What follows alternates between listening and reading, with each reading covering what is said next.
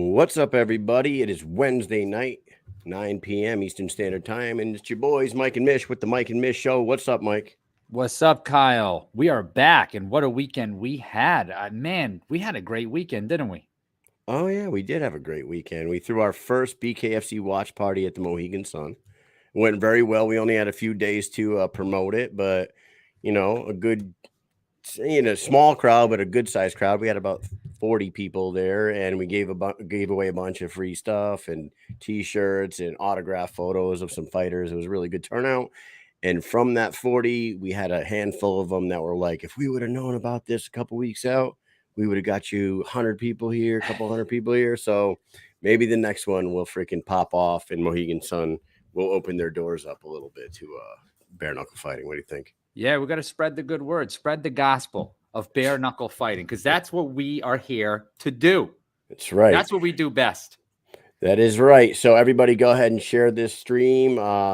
Share, pay attention, because we have a legend in the MMA journalism game, one of the most recognizable guys in MMA. John Morgan will be on in a second. But before we do that, of course, we got to shout out our sponsors. Here we go. Norcom Mortgage and Michael Mish are delivering the American dream to those who serve America, helping veterans obtain the dream of home ownership. They offer programs that include no money down, no first-time homebuyer requirement, 100% cash-out refinances, rehab loans. They can help you purchase a home, purchase a condo, refinance an existing mortgage, create a dream home with rehab loan. To learn more, visit www.michaelmish.norcommortgage.com or call 860-884-2103.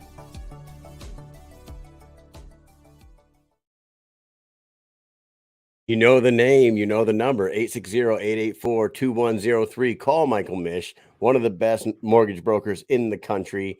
And you want to learn more when you hear that Rhode Island accent, right, Mike? You're damn straight. That's right. Hey, you need a home so you can park your car there. You know what I mean? That's right.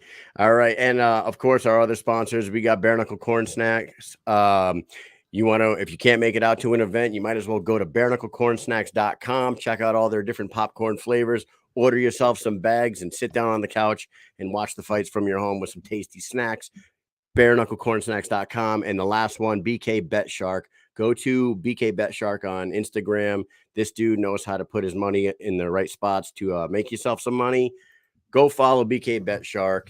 Unless you don't like money, right, Mike? And if you don't like money, don't follow the BKBetShark. But there's an event July 1st in London, BKFC 46. He's going to be putting out all kinds of bet advice, and he can win you guys some money. So with all that said, you ready to go, Mike? You ready to do this? I'm always ready to go. Let's do it. All right. We're very honored to have a guy that we have seen in the UFC, media scene for years and years.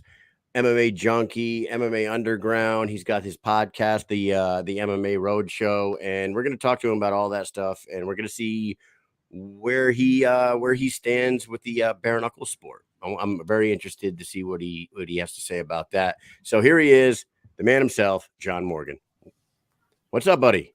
Not much. What's going on, fellas? Appreciate the nice introduction there.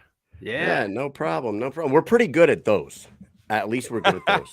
Yeah, it's the rest of it that's a struggle, but the intros are good. That's right. That's right. No. You know what? We're not anywhere near where you're at right now with 400 and however many episodes of the road show and like 1 million events and 1,000 fights. But we are on episode. What is this? 207? 207. Yeah. Yeah. So I'm Mish. That's Mike, the Mike and Mish Show. We've been around for about 2 years now, and we've really hitched our wagon to bare knuckle fighting because we saw it as like the newest big thing. When we started our podcast, we wanted to try to do something different, and now we went for it. So, and we love it. Awesome.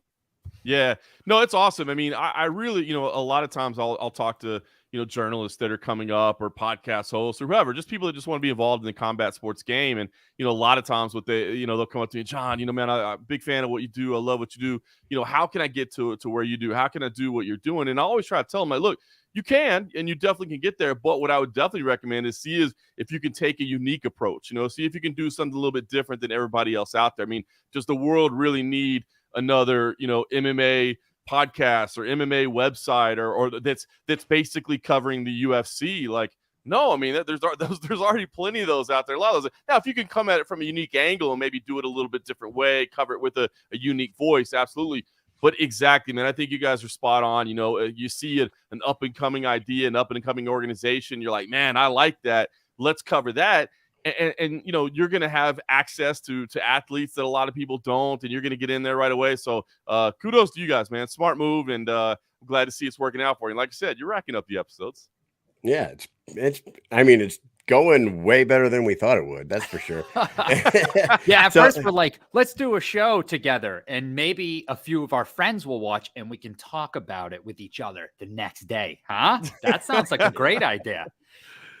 Hey, that's a great way to start, though, man. I always tell people the best thing you could do is just get started. You know what I mean? Like, even if it's whether it be a podcast, a website, or whatever, even if nobody ever sees it, but you're just getting practice and you're getting those reps, you know what I mean? That's going to help you just continue to up your game and to better yourself. So to see that even if you started it that way, but it's taken off, man, that's even better. Where the the conduit to bare knuckle fighting came? It was like, I used to do a couple guest spot once in a while on this local MMA podcast around here. And the guy that I used to do it with used to tell me, you should just do your own thing, do your own thing, do your own thing. He kept telling me, then COVID hit, and he completely lost any motivation to continue the show. So he hits me up one day. He's like, hey, would you want to interview Shoney Carter? Right, Mr. International, right? Legend. So I'm like, oh shit, okay. So I get my phone. So it's my phone and plug-in headphones, and I'm sitting in my garage like this for an hour. I'm sure you've talked to Shoney, so you know that oh yes, you need to cut him off every once in a while. It was an hour and 40 minutes, and I think I talked for 5. You know what I mean? An hour and 40 minutes. You probably asked 2 questions along the way. Oh yeah, it was crazy. And then I did that. And I got a lot of people that viewed it. So I'm like, fuck, man, what do? I sat down, and then I just DM'd a bunch of fighters and said, hey, I'm really nobody, but I would like to talk to you. I think my second episode was Johnny Hendricks. Wow. And I was like, okay. And then I almost couldn't believe it. I was like, Johnny Hendricks, are you sure? I was like, hey, Mike, person? I'm talking to Johnny Hendricks. He was like, get the fuck out of here. How did you do that? I'm like, I don't know. I just asked. But and I'll tell you what, that's the great thing about combat sports as compared to other kind of mainstream sports, I think, is the accessibility of the athletes. You know what I mean? You're not starting up I thought I'd kick off this NFL podcast, and we talk some football every weekend. And, I reached out to Tom Brady, and I was like, hey, man, what do you think? You want to do an interview for my podcast? It just won't happen. The accessibility of these athletes is really something pretty special. And, especially, obviously both of those are huge gets, but especially, guys and gals that are kind of on the come up, man. I always say, dude, they need the reps too. When I talk to athletes, that are especially kind of developing their stuff, and what do you think? What's your strategy? I'm like, look, maybe in the beginning you're talking to these shows that are never going to get any views, but who cares? You're just getting practice. You're getting, in the same way that I tell people as journalists and as podcast hosts and whatever else, get those reps. It's important for the athletes too to get comfortable so that when they do make it to the highest level of the sport and they're in front of these, big media days with cameras everywhere, they're not completely overwhelmed. Because, man, I think you'd be surprised to find, how many of these athletes get nervous when it comes to doing interviews. They're like, wait a minute, hold on. You step into a cage, in front of the bright lights and the cameras, and you go fight, but you're getting nervous about talking to me in front of a camera. But listen, man, it's just like anything in life. If you don't do it, you're not used to it. It can be a little bit overwhelming. So that's awesome, man. That's a great story. Yeah, thank you. Yeah, and it was Joey Beltran that, we went from strictly MMA talk to Joey Beltran, who just happened to be the heavyweight BKFC champion at the time. And we talked to him, and then it was after him, I was getting bare knuckle fighters left and right on it. And now we get I don't know I know that you're talking to a lot of bare knuckle fighters now, and we want to talk to you about that in a second. But like, had you ever heard of guys like Lorenzo Hunt or Christine Faria or Reggie Barnett, any of these guys Yeah. before BKFC? The ones that came through the MMA world, I definitely like. I am a guy that watches everything, like legit everything. I watch every promotion out there. I watch everything on Fight Pass that I can. I'm checking out highlights everywhere. So, I'm not one of these guys that just consumes the highest level. And I hear people talk about the saturation of the sport and there's too much. For most people, yeah, there probably is too much to watch. But for me, man, I'd rather watch a good fight than anything else. So if there's fights on every night of the week, I'm cool with that. So the ones that had the MMA background, definitely I was familiar with their careers before they made it. I think that's probably one of the things that made it the most palatable to me is to have these tie-ins and to already be kind of relating to some of the athletes that are stepping in there and kind of knowing their history and where they came from. Whereas, some of these other things might be a little tougher for me to get a hold of. I think about like a karate combat or something. It's super cool. I like it. You know what I mean? But they just haven't had as much of a crossover where I'm like, oh, I remember this guy doing that, or I remember this girl doing this. Let me see what they're doing in their new organization as well. So, but yeah, as far as BKFC, there's been a lot of crossover, and I think that's really helped fuel my, approachability to it. Yeah, and when did you start with the covering MMA? Was it like 07, 06, around there? Yeah, part-time 2006. I was following the sport from the beginning. Like the first UFC I ever attended was in 1998. So, I was watching from the very beginning. I think the first UFC pay-per-view I ever bought live was UFC 7, if I remember right. So, it was really watching from the early day. But 2006 is when I started covering it part-time. And then 2008 is when I made the dive to do it full-time and relocated out here to Las Vegas. So would you say like the UFC started in 93, right? And Right. by the time you were going full time with it, 15 years had passed. And like 07, I know that like the Stephan Bonner and Forrest Griffin was when like everybody woke up, right? Right. But it was really kind of like when you started covering it, when like Anderson Silva was on the top of the world and GSP was on the top of the world and like all so it took the UFC like really like 12 to 15 years to really grab the attention of everyone, right? Mm-hmm. When you see what the BKFC is doing right now, I know that it's like a new age and social media is huge and like there's much more access to everything. How do you see the growth of the BKFC, in comparison to like what was going on with the sport that you cover? Yeah, big time. As you said, the era is so much different in terms of the availability and the access to stuff immediately, right? That's the cool thing about social media now is you don't need to be signed to a network to make sure that your product gets out there. And in fact, in some ways, look at TV ratings right now. They're down across the board, even for like major sports for the NBA and the NFL, just because people are consuming stuff in different ways, right? They're not necessarily consuming it all on television. So, I think the growth is pretty impressive to say the least. And I think again, the crossover of using the athletes in the organization that do have some name value already. I think that's a brilliant stroke. And there's a balance in that, right? It's not, other MMA organizations have done that as well, right? You do get to a point where you have to be concerned, like you don't want it to be the retirement home from some other organization, right? And I don't think that's what it's become, but I'm just saying you do have to you don't want it all to be vets. You want to start developing your own talent, which of course BKFC has done as well from the grassroots. But I do think that the growth of it has been pretty impressive to see.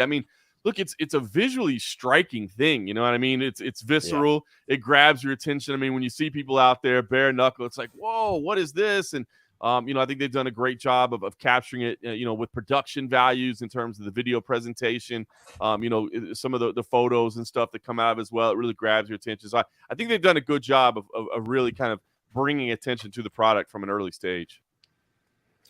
When did you start paying attention to it? When did it really start catching your eye, and who from the bare knuckle world made you go like, wow, you know what? This is serious. This is probably going to, be bigger than anyone ever thought it would be? Yeah, I mean, obviously, like the Artem Lobov and coming over, Paulin Malignaggi, that was, man, I was a big Jason Knight fan as well. I've always been a big fan of his. So, it was really kind of that early crossover that got me in it. And I was intrigued from the start. I mean, I was intrigued from the beginning, like really from the launch of it, just because I was interested to see how commissions would handle it, right? I mean, it grabbed my attention right away to say, oh, is this going to be sanctioned everywhere? Or is it only going to be in Montana? Is that the only place that they're going to be able to hold events, or other organizations? Because it really reminded me of the journey of mixed martial arts and regulation through mixed martial arts. I mean, obviously it was, something that was shunned in the early days, and the people were like, dude, you can't do this. And, it's human cockfighting and trying to outlaw it. So I was watching it at least from an interested perspective as a journalist from the early days, because I just wanted to see how commissions would handle it. But then again, as you started bringing these crossover stars in and names that recognized, I enjoyed it right away because it was something different. I like combat sports a lot, and I like seeing different versions of it. You know what I mean? You look, when I see like Letway, where you're adding in, elbows and knees and headbutts and everything else, you know what I mean? Like I love all that stuff. So I was just curious how it would be handled, but I definitely was watching right from the start, to be honest with you. Yeah, and they're handling it great, and they're expanding. I think they're in like 17 states now. Hopefully they're in the 20s by the end of the year. A lot of people that watch our show and follow us ask, like, why isn't it in more, why isn't it available in more states? And I say a lot of the commissions, I believe, are like an early 90s attitude towards MMA. Yep. The way they were looking at MMA back then as human cockfighting, like you said, as some brutal gladiator sport. They're in that mind state where they need to wake up, because in those same states that you could, hit somebody with a shin or elbow or a knee, they think that's safer than punching somebody with a bare hand, which is like asinine to me. It is. I mean, and you got to think just about the logistics of it as well, right? Like, if nobody's coming to host an event in our state, then why are we even bothering to, institute the rules and all that it takes to get done? So there's a lot of steps. So I think, if you look at it and say, well, it's only regulated in like 17 states right now, I don't think that necessarily means that there's 33 states that are just adamantly opposed to legislation. It's just a matter of, you got to get to it. You know what I mean? You got to get those commissions to have the rule sets approved. And there's, these are state regulated bodies, so there's a whole process for how the thing happens. So, I think that'll come with time. I did notice, I was looking at, because the Association of Boxing Commissions, their annual meeting this year is in Las Vegas. And so because of that, I'll definitely go attend as much of the sessions as I can. But I did notice that there is at least one hearing that is about, going over the rule set of BKFC. And that's, of course, every commission in the country is all together and representatives are there. So, at the very least, they'll be talking about it, in front of the whole ABC. So I'm interested to see how that goes and kind of what the feedback is in the room for it. Man, I'm excited to hear what comes out of that too. Do you think that Vegas being the home base of the UFC and Dana having such a stronghold over Vegas, do you think that's gonna stop Feldman and the BKFC or Bareknuckle as a sport in general making it into Vegas? Do you think that he would have any pushback on that? I'm interested. I haven't heard him talk a whole lot about it. So I haven't heard this necessarily on Dana's radars. Like, we're going to try to crush this organization out there and we'll never allow them in our backyard. But I mean, listen, there's only so many combat sports dollars to go around in a market. Yeah. So to have a firm foothold on it, whether it be because he's morally opposed to the sport itself, or just because simply, like, I don't want somebody coming in and taking one of my venues, or somebody coming in and taking one of my broadcast partners, I wouldn't be surprised if they just kind of say, do we really need this stuff around here? I mean, we got the UFC, sure, we got Dana White's Contender Series, we got Power Slap, we got all kinds of stuff. Do we really need something else to take your time? So we'll see. Like I said, I haven't necessarily heard Dana ever say that, he's just, this sport has to go away, but I mean, they've worked hard to establish a foothold here in Las Vegas, so I wouldn't be surprised to hear that they'd like to keep that market to themselves.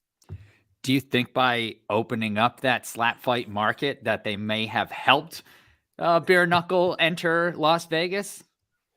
Potentially. Potentially it is. Hey, if we're going to handle this rule set, why don't we just handle another rule set as well? Right. But, I haven't, I've spoken to David Feldman plenty of time over the years. I haven't heard him mention the Las Vegas market too many times. I don't know how much interest it is to him. But if you find you got to remember, so, you know, the UFC is partnered with the MGM Grand properties, T-Mobile Arena. They've got to deal with them. And obviously MGM Grand owns a whole lot of the properties. So you got to start seeing, who has an interest in hosting an event. So, that's one of the first scenarios you got to watch out for, number one. So, I wouldn't be shocked to see it here one day. But we'll see. Do you know, was it 26 years ago in I think it took place in Vegas, was the Mike Tyson ear biting incident. That was today, 26 years ago. I did see that. How wild is that, right, man? That's crazy. Yeah. Mark Ratner talks about this. There's obviously Mark Ratner, who's with the UFC now, was part of the Nevada Commission at that point. So, I mean, what a wild night that was in combat sports history. Yeah, then 25 years later, Mike Tyson comes out with gummies of the air bite. Huh? How about that? That's even better. That cracked me up when he released that product. I saw that. I'm like, come on, man. That's marketing. I like it.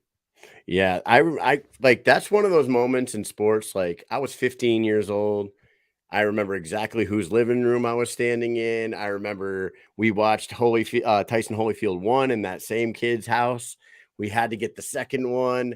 We were all standing there losing our fucking minds. We're like, what is he doing? Oh, it was just, and then he like spits it out on the, oh my God, it was crazy. Crazy shit ever. One of the wildest scenes you'll ever see. Absolutely. I want to go back to when we asked you about what brought you in, and you mentioned Artem Lobov. And I want to say that the Artem Lobov Jason Knight fight was the one that like completely dragged me in. And you had mentioned like the production value and the angles and the photography. And it was the photos of those two guys after that fight looking like zipper faces. You know what I mean? They had all their it looked like a scene out of a horror movie. And I was showing everybody that would look at it. I'm like, look at this. Look at this. Look at this. You guys got to watch this.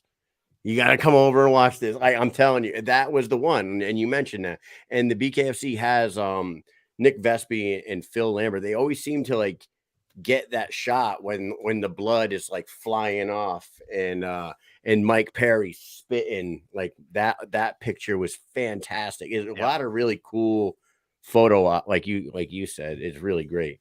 It's wild. They've done a great job of it, and you're right, man. And Mike Perry, what a star he is. I mean, he was made for BKFC. I hope they come back together and get everything worked out with this updated contract. But yeah, it's something striking about it. I mean, and I've noticed this. Just first of all, like I said, number one, it's just the visual imagery of there not being any gloves on. You know what I mean? Like that jars you from anything that you're used to normally seeing, right? I mean, you've seen thousands and thousands of boxing pictures and MMA and images and all that stuff, but it's that no gloves. And the truth is, look, it's visceral. There's a lot of blood. There's a lot of cuts. I mean, that is something that's kind of intrinsic to the BKFC game, right? I mean, you talk to anybody that's in it, it's like, look, at the superficial wounds are definitely more frequent. Like it just happens, but it's not as much of the really deep damage that you might think, because you have to be so careful with the possibility of breaking your hand. You're not able to throw nearly as many repetitive blows. You have to be very careful with the way you do it. And listen, a lot of things I've talked to a lot about the guys, and it's, man, Mike Perry's mentioned it to me. Ben Rothwell's mentioned it to me. A couple other guys as well that had long histories in MMA. They're like, man, the wear and tear on my body in preparation is far less for a BKFC match than it is for an MMA fight. I mean, yes, I'm getting cut up a little bit more. Yes, there's a little bit more blood that you're going to see in there. But as far as like not having to do all the grappling rounds, not having to do all the wrestling rounds, not having to do all that, like, I mean, Ben Rothwell, straight up, he's like, look, this extended my career, if anything. He's like, I know people may see it as more violent or more whatever. He's like, but it's not. And he's like, the preparation, more so even than the fights themselves, the preparation, all I have to do is box and cardio. You know what I mean? Like, that's so much different than what you have to do to get ready for a mixed martial arts contest. So it's potentially extending careers. So it's interesting. Like I said, the blood and stuff does make the imagery kind of more powerful. I think it may make it less palatable for some people, and that's understandable. Like, listen, I've said that for, I love that UFC president Dana White says, listen, we're going to make this the biggest sport in the world. And people always laugh at him and like, I mean, do you not realize how big soccer is? Like, it's going to be impossible for that. But I've always said, like, do you want the president of your company to be like, you know what? I bet we'll be at least second or third best. Like, no, man, you want to try to be as big as you possibly can. But the reality is there's just always going to be some people that don't like combat sports. Like, there's just going to always be some people like, not my thing. I can't see people punching each other. Even it's wild, and it's becoming less so that I hear. But even as the rise of like women's MMA was on the rise, I would even hear people that were like MMA fans, like, I like MMA, but I just can't watch girls hit each other. Like, it's offensive to me. I'm like, what? Oh, whatever. Yeah, Okay, whatever. That's wild. I've heard that before. I know, it's wild. You're like, what? You crazy. like fighting, but you don't like women fighting because you can't see women hitting each other? Like, okay, that's weird. But and I think there's always just going to be people that be like, hey, that BKFC, man, it's just too bloody for me. Like, I can't get into it. That's the reality of the situation. But it is unique, and it is some powerful imagery. Did you talk to, I'm sure you did. When Mike Perry fought his first fight in the BKFC, what he told us afterwards on here was like, what he learned quick in that first fight was by the fourth round, he didn't want to ball his fists anymore. His hands were hurting. He was like, I felt fine, but my hands hurt so bad. Right. I was like slapping them, and I kept getting warned about slapping them. And he's like, the reality was that like by the fourth and fifth round, it was more pain in my hands than in my face. I was like, wow, that's something that not a lot of guys say, you know? It's true, and it's pretty. And listen, I've heard it a lot to all these former MMA fighters that I've had, years and years and years of interviewing them, and so getting a chance to talk to them about that, and they all to a man say the same thing. It's that just got to be careful. Shot selection is imperative, right? You land one punch to the top of somebody's forehead and your hand's broken. And, in an MMA fight, I mean, yes, a broken hand in an MMA fight is terrible, but you still got elbows and knees. You might still be able to wrap enough for a takedown. Like now you're just down a weapon. You got two weapons and you're down one of them. You know what I mean? So it is interesting to see how everybody's kind of adopting to it. It's funny that you bring that up because you posted Palomino talking about his fight this past weekend, and that happened to him. And you see the effect that it has. And because that happened, and this fight wasn't the best fight in the world, really, especially for a title main event, it just wasn't that great. We spoke about how we had a watch party at Mohegan Sun. So we have this thing at Mohegan Sun with Tom's Watch Bar where we're showing BKFC, and we're trying to present that to, the masses, the people in Connecticut, up in here in New England. And a lot of the fights were good. There were some good knockouts. There were some good fights. But towards the end of the night, it kind of got slowed down. But then we find out today, Palomino told you that his hand was hurt. So he's starting with one weapon. He doesn't have two. And that's going to be a tough night for somebody fighting Lily, who is undefeated. The guy is unbelievable, and he will knock you out if you slack for 1 second. So you can't be going in there with one hand unless you're Palomino, I guess, Yeah, it's wild, man. It was so funny when he just kind of started out the interview with that. I was like, oh, that makes sense, because like you guys, I watched the fight and I'm like, man, is Palomino finally slipping? Like, he's had this incredible run. Again, a guy that had some amazing fights in mixed martial arts as well. I mean, his legendary battles with Justin Gaethje. So I was a fan seeing him, come over to BKFC, and then he has this incredible success, right? I mean, pound for pound number one. But like you guys, I watched the fight and I was like, ugh, and again, you have to remember, I mean, combat sports fans, of course, I mean, the fans in general, like, you're only as good as your last fight, right? And all of a sudden, they're so fickle, like all of a sudden, that dude's done. He's gone, man. That dude's terrible. He's not terrible. He's had some great performances. And if anybody deserves a little bit longer leash to say, well, that was a bad night, but especially when you hear what happened to him. But it was interesting to hear, because I had the same thoughts. I was like, well, maybe he's finally slowing down a little bit, and this is going to be the end of this incredible run. But now that one of his hands wasn't there, now you're okay. Well, maybe we were a little quick to rush to judgment. Well, it was funny, on top of the main event being a little lackluster, and now we find out why. We're throwing this watch party, right? And like, people are starting to show up, and the first like 6 fights of the night all end in like the first round, and they're halfway through the friggin' event, and we're like an hour in. I'm like, oh shit. I'm like, this fucking night is gonna be over before it even starts, man. Somebody's got to drag one of these fights out, and then a few of them did start going a couple rounds, but I'm like, man, every freaking fight is ending in the first round. And like, not everybody's shown up yet. This is This is crazy. But So what I'm hearing from that is that it's your fault that the main event was no good. You were willing these things to slow down. Mish, it was your fault. Yeah, my fault. Yeah. It's never my fault. Hey,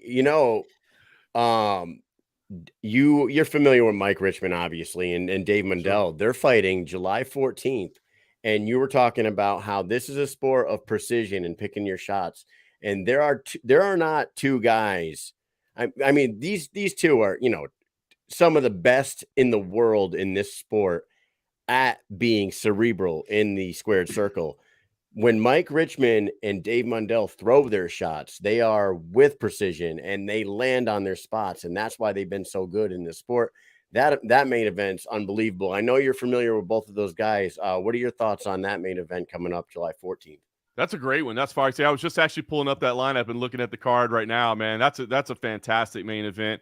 Both of them, as you said, durable, tough, as much as you can want. I mean, those two dudes are going to go at it. I like that fight a lot, man. I think, geez, that's a good one, man. That's a good one. That's a toss-up to me. That's a toss-up to me. And you know what's funny is we just talked to Dave last Thursday, and we're talking to Mike tomorrow night. But Mike was just on with another podcast last night. Bones to Domes is another one, another new podcast in the Bareknuckle world. He was on that one, and he said he wants Mike Perry at some like. And last week when we talked to Dave Mundell, he wants Mike Perry. It's funny how like you were talking about Mike earlier. Everybody wants to fight Mike Perry. It's like he's the most matchable dude. Luis Palomino said he would fight Mike Perry in a super fight. It's like everybody wants Mike. They do. Yeah, I was going to mention it. I mean, Palomino said the same thing. I love it. And I love it for Mike Perry, man, because he's absolutely such a character. It's so cool to see him become kind of the it guy in BKFC, right? He brings the show, man. I mean, and, obviously he had a great UFC career and entertaining, but not necessarily, you knew that, okay, I'm not necessarily looking at a champion here, but I am looking at somebody that every time they fight, I want to tune in because I don't know what they're going to say. I don't know what they're going to do. I know they're going to put on a show, and that's what this is about. And I think you need that blend sometimes. I mean, listen, we all want to know who number one is. We all want to know, hey, man, who is the absolute best on the planet? That's what it's all about, is finding out who the best are, matching the best against the best and finding out who number one is. But listen, there's always going to be, others along the way. One of my favorite fighters of all time, Donald Cowboy Cerrone, man. I mean, that guy, obviously never made it to be champion, but, he said his whole career, his goal was to make sure that anytime you saw his name on a card, you knew I got to find a way to watch this fight, whether I'm ordering the pay-per-view or I'm going to the bar or I'm, pulling over in a restaurant and whatever it is, I'm going to find a way to watch the fight. And you need people like that are going to be exciting, that are going to put on a show, whether they're champions or not. But I'm so happy to see the success that Mike Perry is having. Because listen, man, he had some struggles. I don't know how much you guys followed his MMA career along the way, but some problems, in and out of the cage that were haunting him for a while. But it just seems right now, it feels like he's in a good spot, man. It seems like he's got kind of his life together, and the energy is good around him, and it's cool to see him get the attention and the recognition, and to go out there and be having a good time. Oh yeah, I think the girl that he's with now, I think he's like truly in love with her. They are set. He's settled down. He's still a crazy guy, of course. Like we talk, he's hilarious, and like he can sell any event. And when, like, leading up to the Luke Rockhold one, when Rockhold's talking, and then he's like, I'm gonna headbutt your hands with my face. And then I'm going to knock you the fuck out. I was just like, this guy is just, I don't know if he knows how brilliant he is when it comes to selling a fight, but Mike's really great at it. And he had the wherewithal. You just said Donald Cerrone. And from what we heard is that he was going to call out Donald Cerrone that night after he beat BKFC 41 in Denver. And he saw Connor there and like completely called an audible in there in the ring, calls in Connor. Lorenzo Hunt is smart enough to throw his belt over Connor's shoulder to get, some real brand awareness there. Connor goes in, they have that moment, unfreaking believable for the sport. Being a guy in the MMA world that you are on the top of the media world for the MMA, what did you think when you saw Connor inside the squared circle and doing that with Mike Perry? Pretty cool.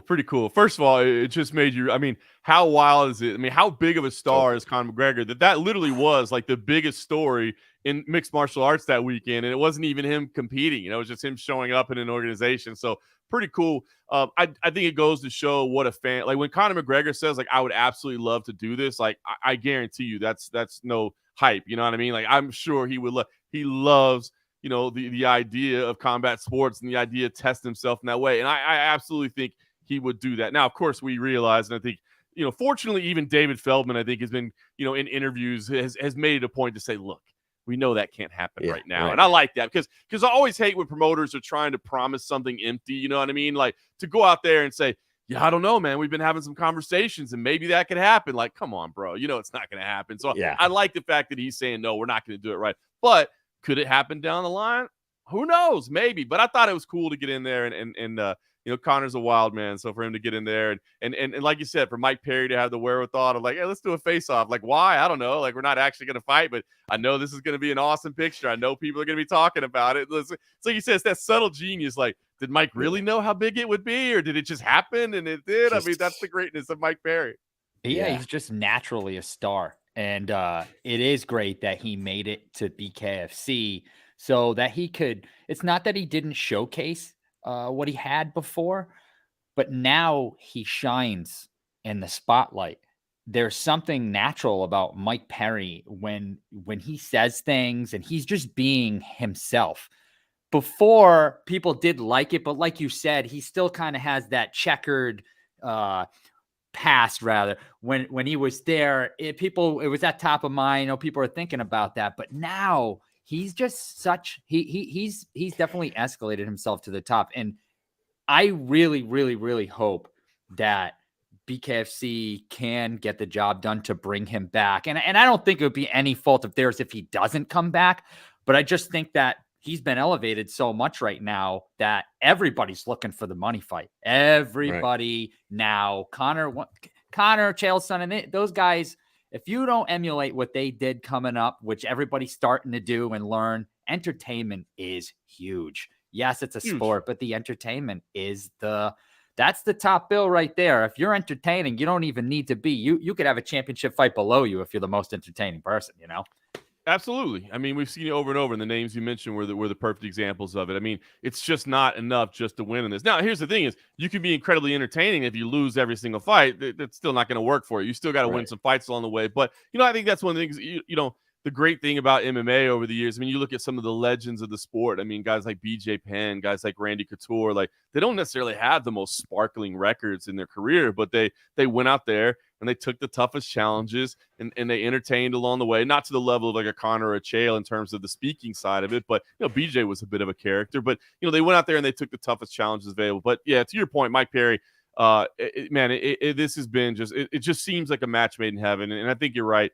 I think if they're not able to get him back in BKFC, it won't be for the fact that they didn't try. It's just that I'm sure he's got some fantastic offers on the table right now. And at some point, you can't, it's not just an unlimited checkbook. Like, I mean, you do have to, it is still a business that needs to be able to show profit as well.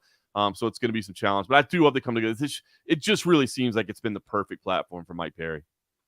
And also, Mike, like we just talked about, he has a family now. And I mean, if a boxing offer comes around that's like some ungodly number, obviously it's gonna be hard. It's gonna be hard to match that. And a guy like this guy behind me, you talked about some guys don't have the greatest records of all time. I mean, Nate Diaz is a perfect example of that. His character, transcends his record. His record isn't the greatest, but he fights nothing but the best, and he's entertaining as hell leading up to and in all the fights. So it's crazy. Is Nate's fight with Leon Edwards, like going into that fight, I'm like, this is a really tough fight for Nate Diaz. Like, I don't know about this one, guys, but the press conference, he's firing up a Jay up on the stage, and everybody's like, "Whoa, that's crazy, that's amazing, that was cool." Then the fight starts to play out, and obviously it's a pretty one-sided fight for 4 rounds, and I'm watching the whole thing, and I'm like, man, like I love Nate Diaz, but it's just weird to me that people are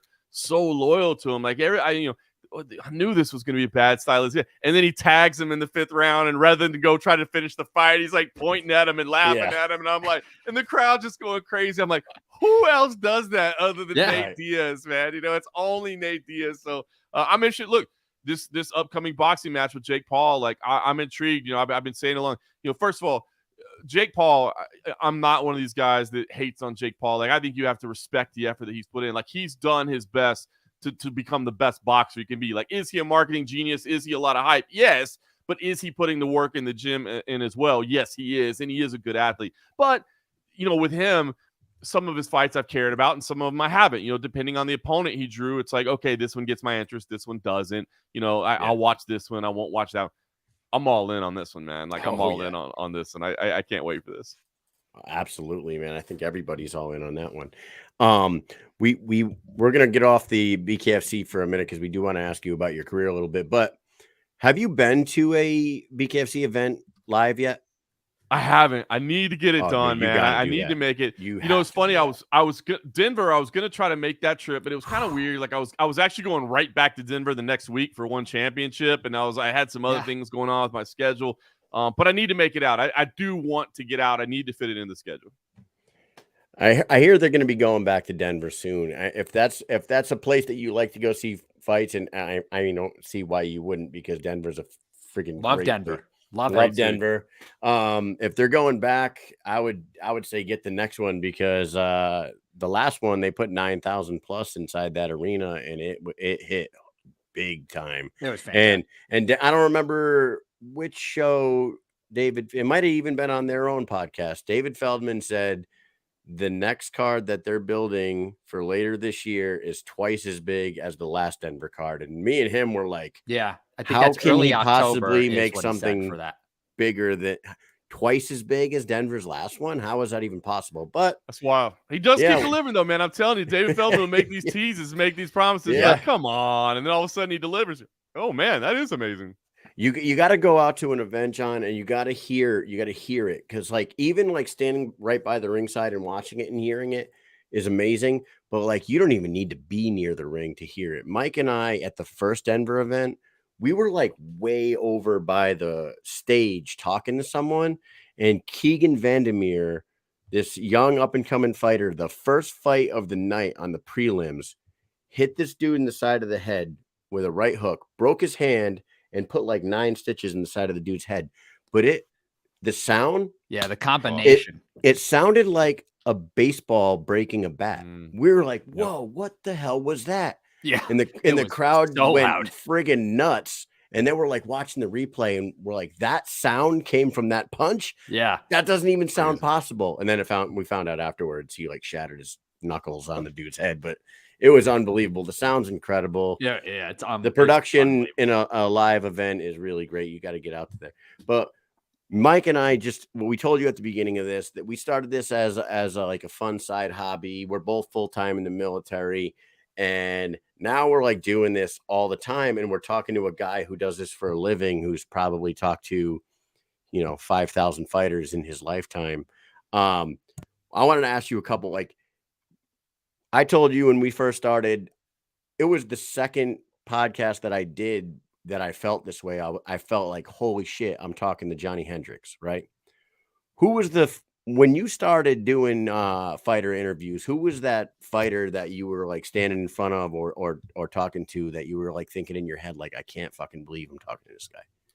I mean, for me, in the era that I started, it had to be guys like Chuck Liddell, guys like Tito Ortiz. I mean, just the stars of that era. I mean, it was pretty incredible to be like, oh, wow, like I've been watching these guys on TV, and now I'm sitting here talking to them, But I will say one of the craziest ones I ever had was, and I was a few years into it at the time. So by that point, I think this was 2011, 2012. By that time, I'd already talked to pretty much everybody. So that kind of wow factor was kind of gone for me.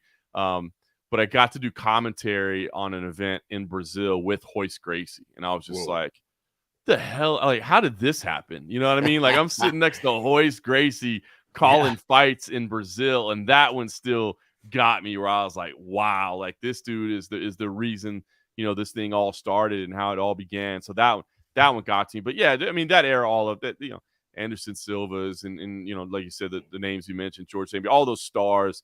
At the time, it was pretty wild to go from like I'm watching this at home on TV to like now I'm in here and I'm interviewing these guys. You're sitting next to Royce Gracie, like, wow, we stole this off the black box. We stole UFC 1 off the black box. That's correct. At my boy's house back in '93, and now I'm sitting Yep. next to this guy. So right? crazy, man. I That's wasn't probably what working. happened.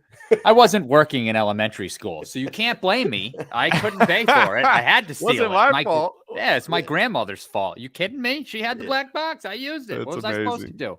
You know what? That's I have amazing. one bobblehead on my desk at work, and it's always Gracie.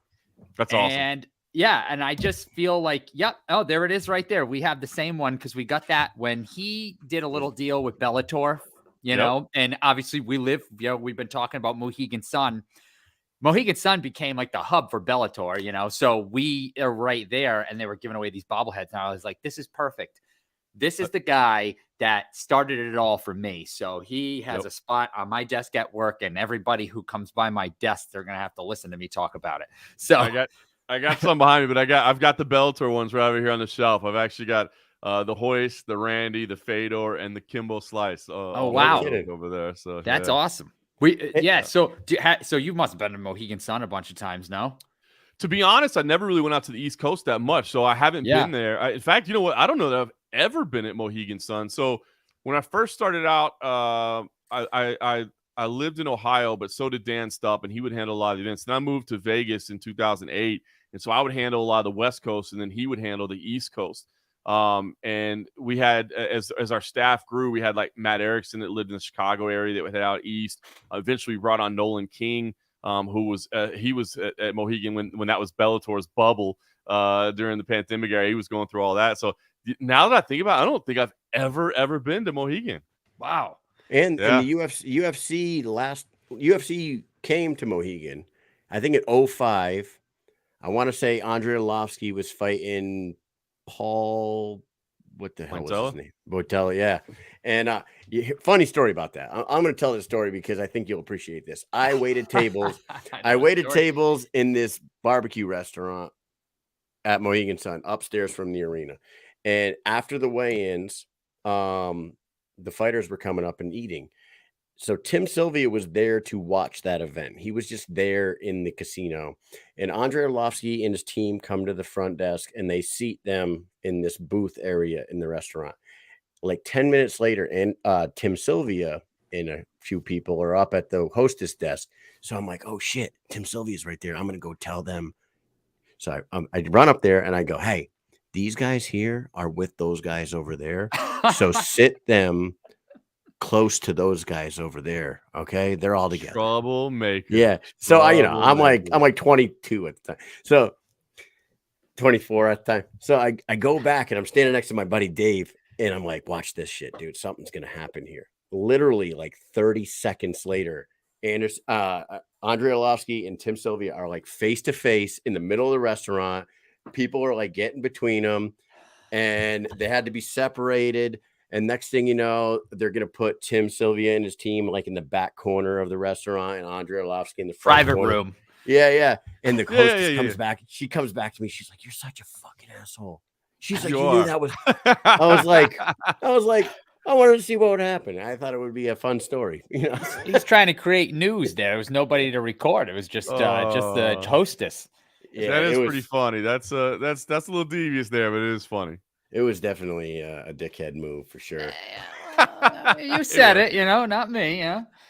Yeah. How about this? How about you been at every UFC event since 08, right? Probably 07, 08. Yeah, a lot of them, hundreds and hundreds and hundreds. You sound tired from all that. Yeah. So you've seen them all. You've seen all the best of the best performances. When somebody says, what was the best singular performance you ever seen live in person? Does one jump to the front of your mind? Is there one that like really sticks out?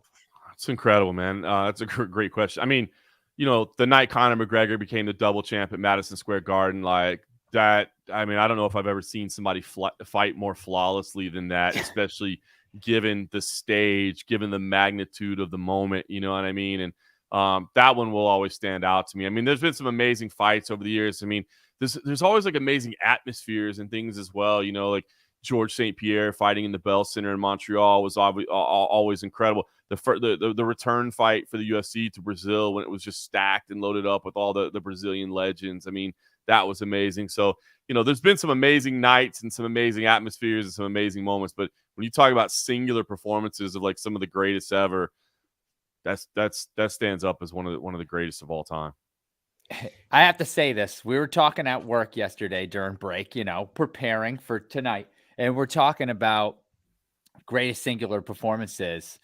And Mystic Mish down here says that exact fight. I swear to God, he said that. He was like, I think that was pretty flawless. Because it was. I mean, I remember I was watching at my apartment, almost as good as your seats, but I was close.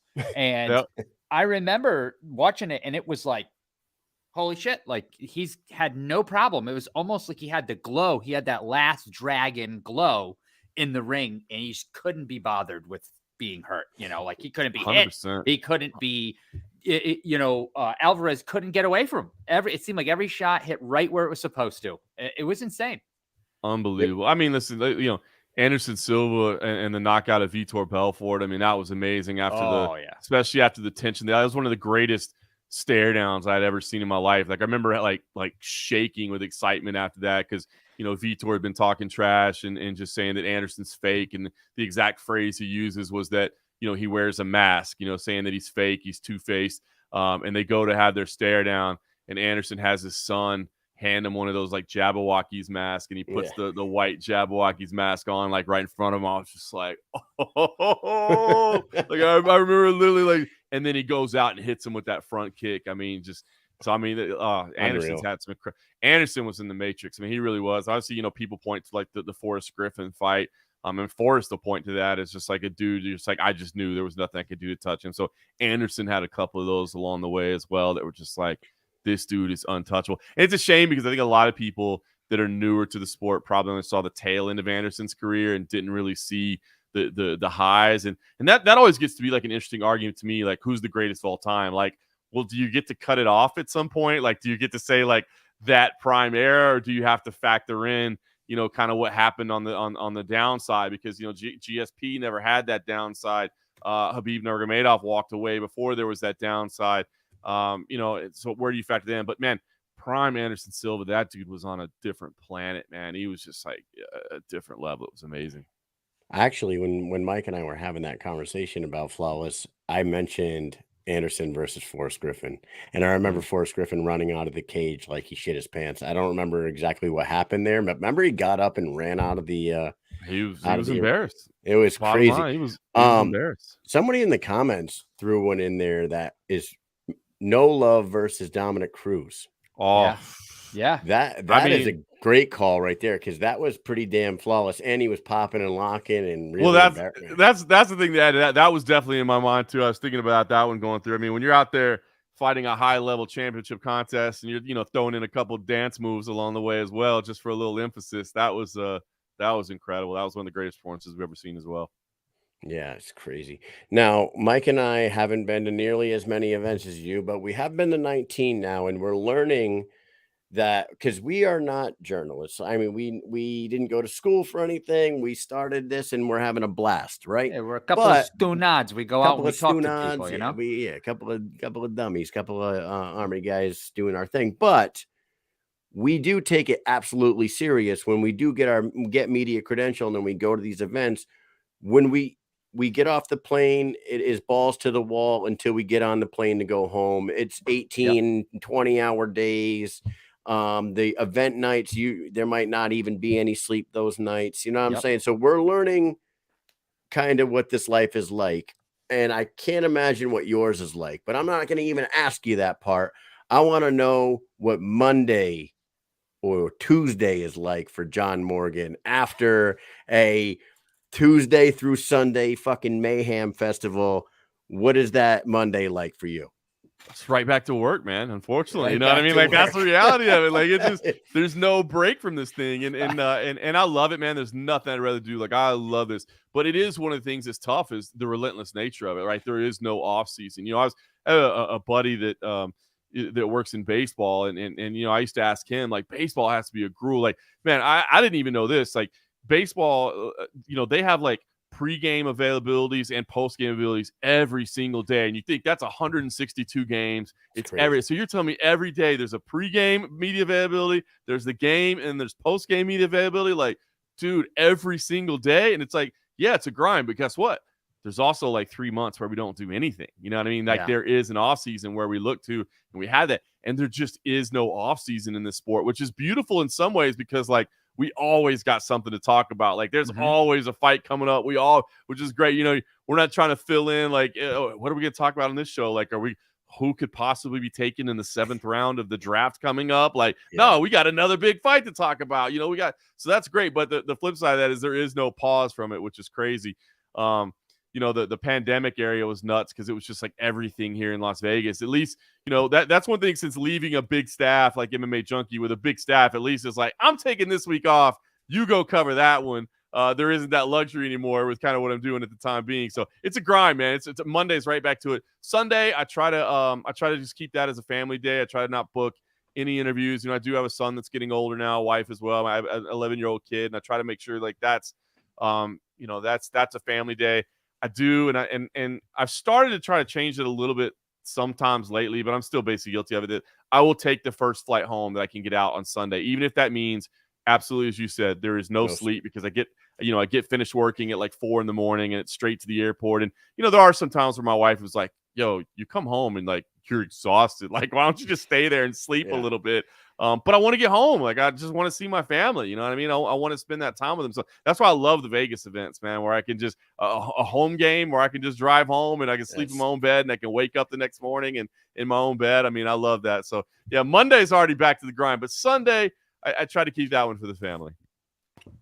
Yeah, when you go home, you got a whole. I've got I got a whole HD card, SD card. I mean, filled with stuff now I got to go through. So it's like I almost think we should stay a day more, because when I get home, speaking to the wife, she's like, "Well, you're home, so it's over." And I'm like, "Oh wait, but it's not." No. I got like. I've got, 100 gigabytes worth of pictures and video right here. I've got to breeze through. It only takes me about, 5 hours to get through this. Now, and then I got to edit it too, because we don't. It's 100%. It's just him and I, So who's going to do it if we don't do it? The family thing is funny. Is like I always used to say, like before we had a kid, like I would go on the road and I'd come home from a work trip and I'd get home and my wife's like, "Honey, like, oh, it's so great you're here. Like, just cook this meal. Like, I got dinner ready for us. This is what I did while you were away and all." I'm like, "Oh, that's awesome, honey." First trip we had a kid, man. I came home waiting to like, "Oh, I wonder what she's got cooked for dinner or what are we doing?" It was like, "Here you go." Like, I've been the single mom all week long. Like, it's on you now, Pops. Like, help out. That's great. It's so good. So it's funny. Now obviously the kid's 11, so he takes care of himself. But that was a funny eye opener for me. I was like, "Oh, life has changed now." It's like when we started going on the road a lot, Mike, my kids are a few years older than his, and I had deployed away from one of my kids for a full year, and like I had some experience with away from the kids, right? But Mike, we go on the road, and we're like a day and a half into it. He's like, "It's weird. Isn't it weird how you just fucking miss your kids and like you just saw them like yesterday?" I was like, "Oh yeah, dude, I fucking missed the shit out of them," but they'll be there when we get back. It's really weird. Having a family definitely changes everything for sure. It changes everything. It is a weird thing. Because like there's literally no place I'd rather be on Saturday night than sitting cage side and watching this action unfold and watching these amazing fights and talking to these amazing athletes. But normally, like, let's say I get into town on Tuesday or Wednesday at the absolute latest, but like Friday night, Saturday morning, I'm just like, let's get this thing over with, man. Like, I'm ready to get home. You know what I mean? And then the action starts playing out and you're like, "Oh, this is awesome." But you miss your family, man. You really do. Yeah. It's almost like sometimes, even when we do these shows, like we have one thing that we've learned is consistency. As long as we stay consistent, we're going to do all right with this podcast. I think we have gone steady every Wednesday and Thursday at 9 p.m. for 2 years straight. We have taken a week off here and there for like family vacations or whatever, but almost every week for 2 weeks, 2 years straight. There's some times where like Mike and I will jump on here at like 20 to 9 and he'll be like, "Hey man, what's up?" I'll be like, "I don't really, what's going on? He's like, I don't really feel like doing it tonight. Neither do I. I don't think I'm and here like, right now. like literally we'll go live and then it's like a light switch goes off. We do the whole show. And then after the show, I'm like, man, that was a good show. I'm glad we did that. That's it. Yeah. That's it. It's funny. I appreciate that. That is one thing that I would preach to anybody is consistent delivery of it. The last thing you want to do is start building an audience and they like know when they're supposed to get their show and then they don't get the show and you don't deliver. And all of a sudden they're like, well, I don't know. I thought that's what I'm supposed to get it. That was one of my biggest things when I started the podcast. I was like, I'm going to do this every single week without fail. And it's crazy, but we're on like episode 432, I think, which that's why I was just doing the math. So it's 8.3 years at this point that we've done every single week without fail. We have not missed a single episode. So pretty wild. That is awesome. That's incredible. Is awesome. Especially with how much you travel and everything. I mean, that's crazy to have 8 years of consistency like that. We don't want to keep you all night. I don't know how much time you have and everything, but we do have a few more things we wanted to do with you. The last question I have to you about you and your interviews, and somebody at work today was like, ask them if there's ever been a question that you asked that you regretted asking. Do you have one of those? I was like, wow, that's a good question. It is really a good question. That is really a good question. It's a good question about questions that I've questioned myself about. No, I don't think so. Nothing stands out. I'm sure there's been something along the way where I was like, damn it. But I mean, one of the things that I've always tried to pride myself on is, I don't know, asking the right things at the right time in terms of just being appropriate and understanding that you're talking to another human being, you know what I mean? And like, if you just look at them as like some athlete or whatever, like would you ask that of a person in your daily life? Would you say that to somebody? You know what I mean? So nothing stands out to me at the moment that just jumps out. But I mean, it's always a learning experience. I mean, I think the biggest thing, and I'm sure probably you guys can even attest to this, and anybody that does interviews will attest to it, is that like in the beginning, you do a really terrible job of actually listening to the answer and making sure that you're actually building off of it. And that's a skill that comes with repetitions. Like in the beginning, you're just like so worried about making sure that you get to your next question and you're nerd and you're not, and you go back and you listen to the audio or something. You're like, oh man, they said this. Now I should have really followed up here. Yeah. And my gosh, what a thing this was. We could have riffed off of. But in the beginning, you're just so like, I got to get through this. And that's just a skill that comes with time. And so I've definitely made those mistakes in the early days for sure. Yeah, for sure. And like when we first started, we were like really like trying to come up with like more like a game plan, right? Like bullet points that we're going to go through every episode, whatever for the episode. We're going to prepare for it and we're going to do it. And like now, I don't know if it's just repetition or whatever. We just wing it every single time. And I feel like it's a realer conversation. And if we just shoot from the hip and like we will talk at work, right? Because that's all we do. That's how we prepare. We just talk to each other. We talk at work and then for hours.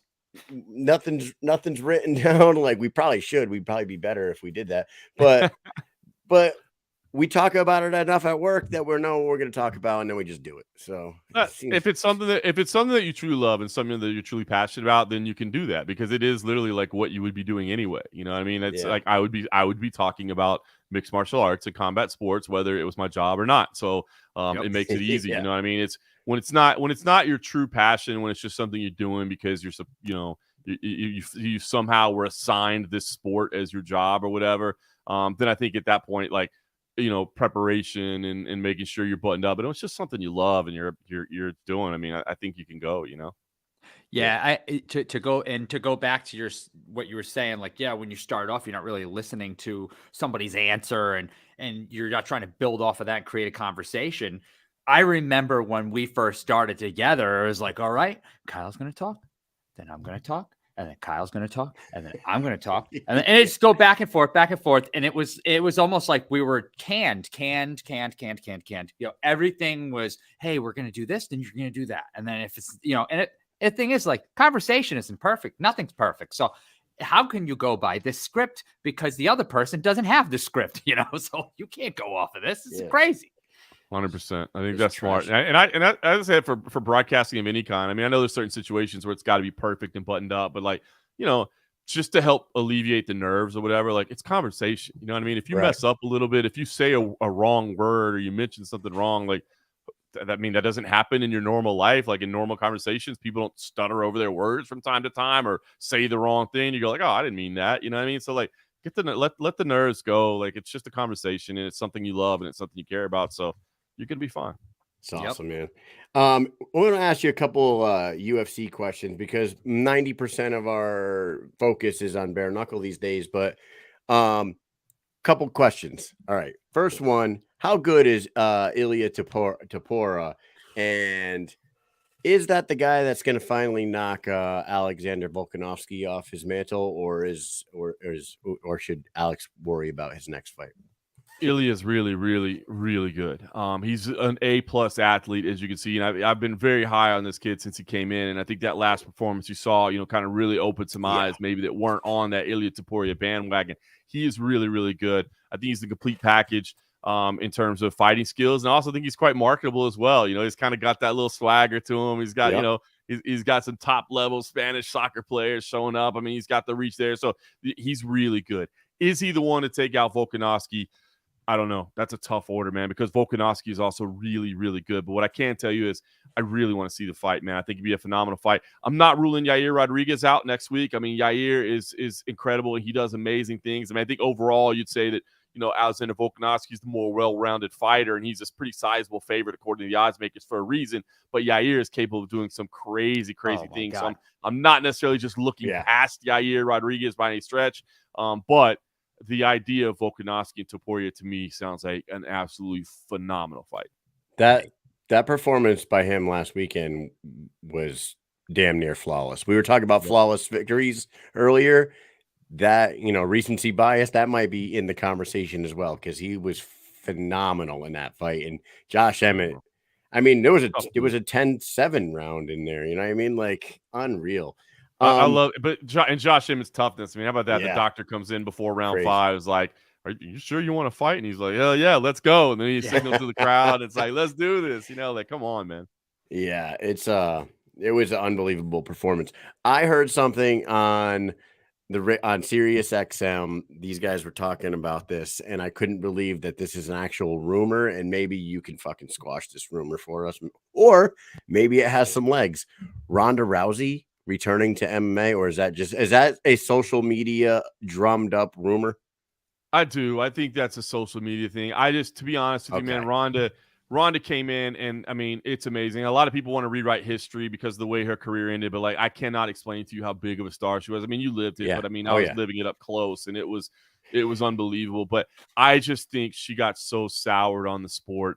And the way things ended, I just can't see her coming back. I just don't think she wants to be subjected to it again. Again, things change, surprises happen, but I just don't think that happens. When I heard this rumor, she's 36 now, which isn't old, but she's been out of the game for a while, and she's been pretty successful with WWE. Like, why would she come back? I heard that rumor and was just like,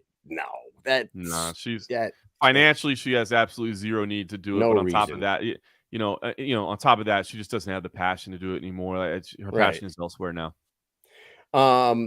Conor and Chandler, is that ever going to happen? Is that something that is a ship that's sailing away? What's the story on that? I just think it's going to happen on the timeline Conor wants it to happen. I mean, Michael Chandler, I guess at some point has to decide if he wants to keep waiting or not.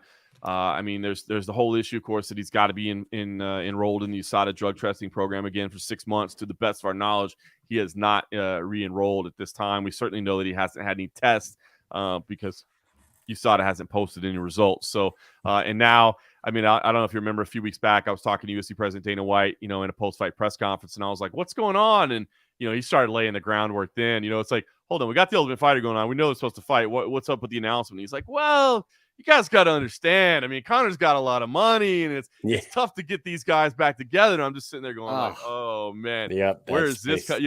Clearly this is not good. This might not happen.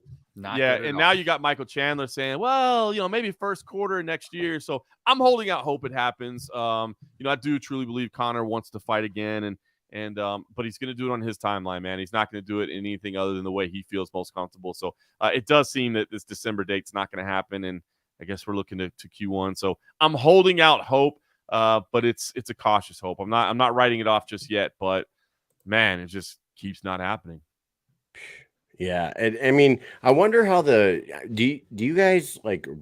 Does anybody know, like, as the show's going on, how the Ultimate Fighter's doing as far as ratings go? Do you hear that Yeah, it's the doing numbers. well? Is it doing well?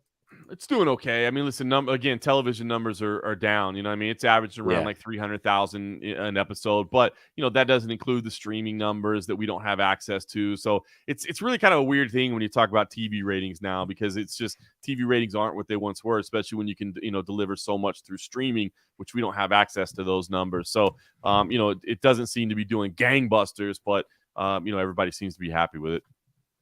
And last one on the UFC for us is John Jones. When do we see John back in there defending the heavyweight title? Do you know? I mean, any conversations? Yeah, I mean, the target is November, Madison Square Garden. November.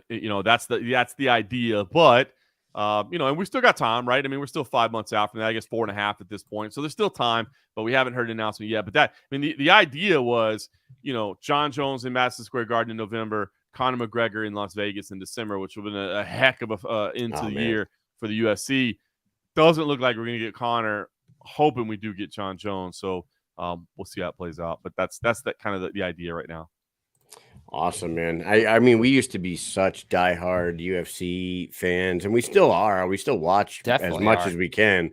It's just like we're so busy with Bareknuckle now that we're going 100% into it. And every waking moment of our life, as covering UFC and MMA there's just news. Like you said, it's year round, so you don't get a break. It's show, and then the weekend happens, and it's keep up with the news and try to report on it as much as we can. Go to an event, just like it's just all the time. We want to be the people that everyone goes and says, "Oh, Mike and Mish said that this is going on." This is where people want to come to hear about the fighters. We've got to know everything all the time. I mean, it's smart play. But like I said from the beginning, it's a smart play, man, and it's cool that you guys are diving fully into it. And I think it's a great example for other people out there that again, I mean, if MMA is your sole passion, you're like, I don't even like any of this other stuff. I'm not telling you to go cover something you don't like, but whether it be like a local organization or whether it be a different organization, like just diving yourself, being the number one source. Obviously for us here in the States, it's one thing, but I always say, like, for international markets, like, be like the leading source for anything MMA in your country. You know what I mean? Like, cover it different than anybody else. Be the guy that knows everything about that. You know what I mean? Like that's providing real value, to your readers, to your viewers, to whatever. So kudos to you for what you guys are doing. And yeah, I get it, man. It's tough to watch everything. There's a lot going on out there. It's tough to watch everything. I mean, this is all I do, and it's still a struggle for me to watch everything. So it's a challenge. It's crazy. Do you still get to smaller shows? Do you still go to like local shows as well when you're not busy with the UFC? You'll go check out. You host CC? Is it CFFC? So there's a couple different organizations I do commentary for. Yeah, CFFC on UFC Fight Pass. I do that with CM Punk. I started in the last couple months doing Fight League Atlantic, which is a growing organization out in Canada. Tough Enough, which is an organization that's here in Las Vegas. Actually, I got to see like Ronda Rousey come through as an amateur and some others, names that came through there. But they did amateur shows for years, and now they're actually doing pro-am shows, and the pro is on Fight Pass. So I do a lot of commentary as well, and I love it, man. I absolutely love it. I love it. As much as I love the UFC and covering those events or Bellator or PFL or One Championship or the major organizations, like, I still love seeing like the up and coming talent and seeing somebody in the early stages of their career and watching them chasing their dream and seeing it become a reality. And like, there's nothing I get happier about than like calling a guy's fight at CFFC. And then, 6 months later, I'm interviewing them at the Apex for Media Day or something like that. Like, to me, it's so cool. I love seeing people achieving their dreams. Yeah. That must be awesome. I mean, you just mentioned, like, for you to see Ronda Rousey in her startup in like Tough Enough, and then she went on to be like a Mount Rushmore type fighter. You know what I mean? It's just incredible.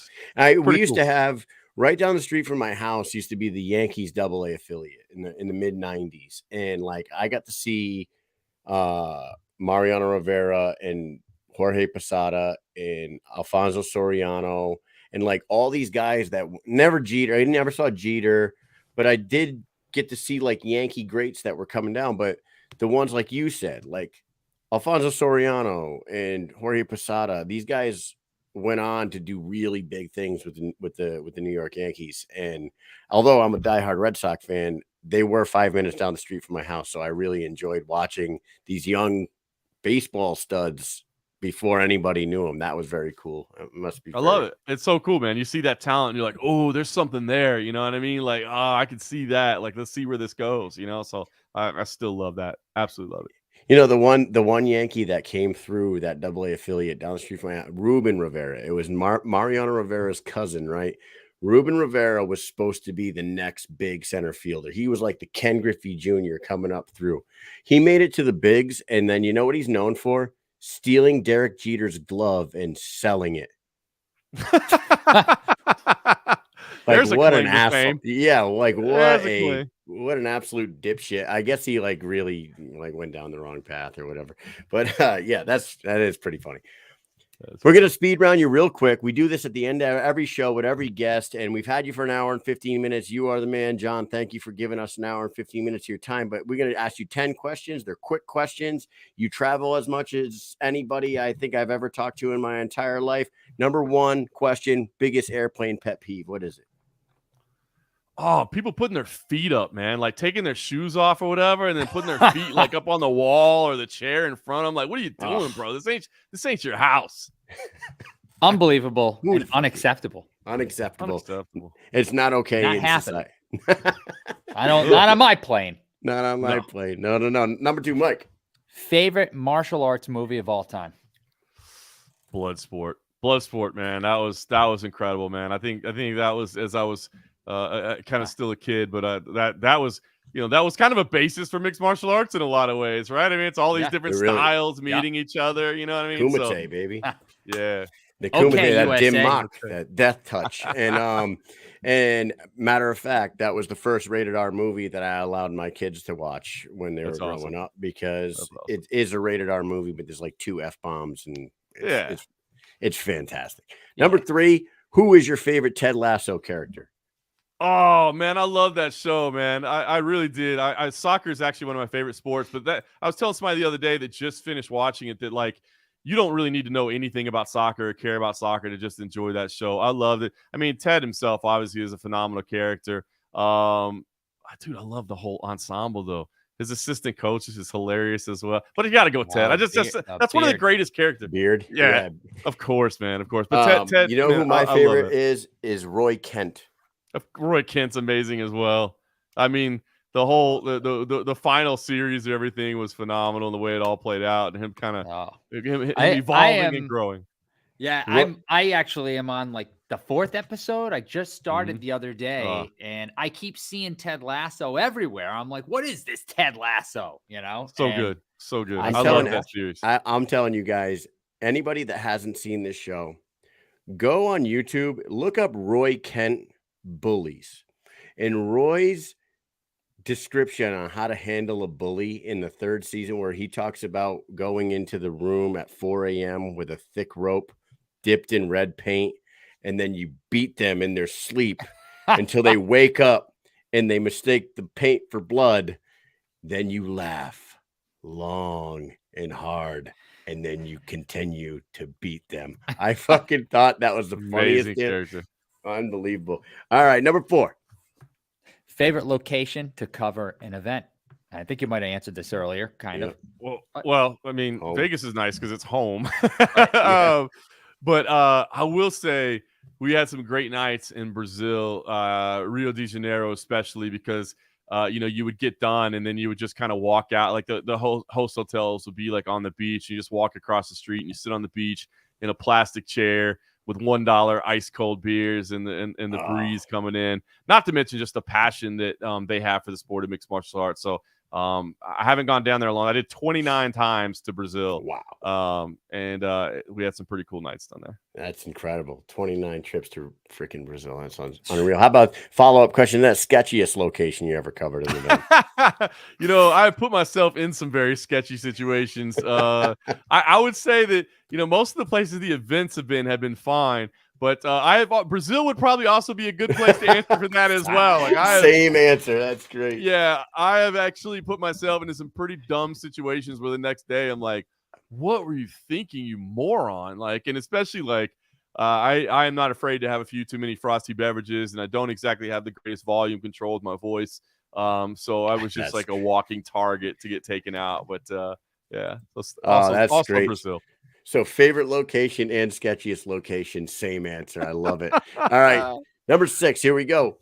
Will the Raiders win a Super Bowl now that the best, greatest player in the history of the NFL and football in general, Tom Brady, is involved in the organization? You know what? I will not pretend to be an NFL expert by any stretch of the imagination, but I would like to see it. I think it would be cool. I am born and raised in Dallas, so I'd still be a Cowboys fan at heart. It is weird. Like, I moved here in 2008. There was no professional sports. We got the Golden Knights, but that was different. Like, that was an expansion team, and that was a new team. And so, like, the community really embraced it. And then there's also the connection to the tragedy and stuff that happened during their season. There's a lot of ties to the community outside of just that. But the Raiders is kind of weird because it's like we stole somebody else's team. You know what I mean? But it's still, I would still like to see it for the community. I've been here for 15 years. I'm not leaving. So this is my town now. So I'd love to see it. And I mean, listen, if Brady's involved, you may hate the Patriots, but come on, man, you can't deny the greatness. Everywhere he goes, I love the Patriots. They win titles. Yep. He gave us 20 years of the best years of my life. I'm telling you. And people that bust my balls about being a Patriots fan, I'll be like, listen, dude, I'm 41 years old. I lived through the dark ages of the New England Patriots. I earned the Tom Brady era. I appreciate those 20 years, and I'm not mad at him for leaving. I'm okay. So much joy in those 2 decades. That's awesome. All right, number 7.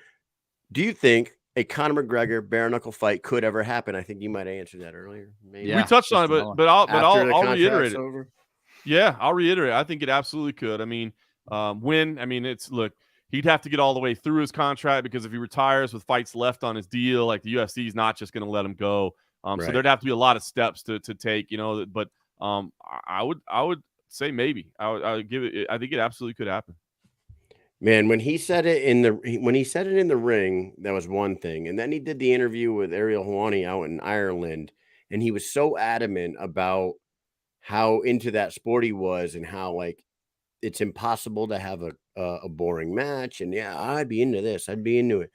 I was starting to believe it too, but he does have to play out his contract, and they have to let him go. There's a whole lot of hurdles to get there, but as far as just being a willing participant who wants to do it, absolutely. Now, you might have to give him like 40% of the company for it to happen, but I mean, I mean, there is a possibility. Shit, they might let him buy in at that point. Maybe the Feldmans are ready to, like, okay, hey, we're done with the company. We'll give some of it to Connor and someone else. Take off right into the sunset. There you go. All right, number 8. I don't know if you even watch this show. Go ahead, Mike. Do you think Tony Soprano died when they went to black? Yes, I think he absolutely did. And I hated that ending. I was a religious Sopranos watcher back in the day. And, this was back before you could binge watch everything. I mean, you had to wait till Sunday night, to watch it. And I remember building up to that finale so much. And I'm like, you have got to be effing kidding me, dude. Like, what? But yes, everything in me tells me that he got whacked that night. Yeah, he's dead. It's interesting to me to see how people who watched the show when it was out, like you're saying, what they think about it. I binged it only like not even 2 years ago, which is weird. I saw episodes here and there, parties, whatever, friends' houses. They had the DVD collections, whatever. When I watched it, I thought it was a brilliant ending. I was like, wow, that is so smart. That was great. But I watched it from beginning to end, and I can't lie, I kind of knew a lot of stuff that was going to happen too. And then the very next day, that's when the Many Saints of Newark was released, which was just like a perfect way. Wow. And I rolled right into it. And although I didn't think that was a great movie per se, I thought that it was good because I just got done with the season, and the whole series, and I have all these Easter eggs now to just find in this hour and a half little film that they made. And I thought it was great. I was like, oh my God, look at it. Varsity player. Like that. I was like, this is awesome. Yep. I love this.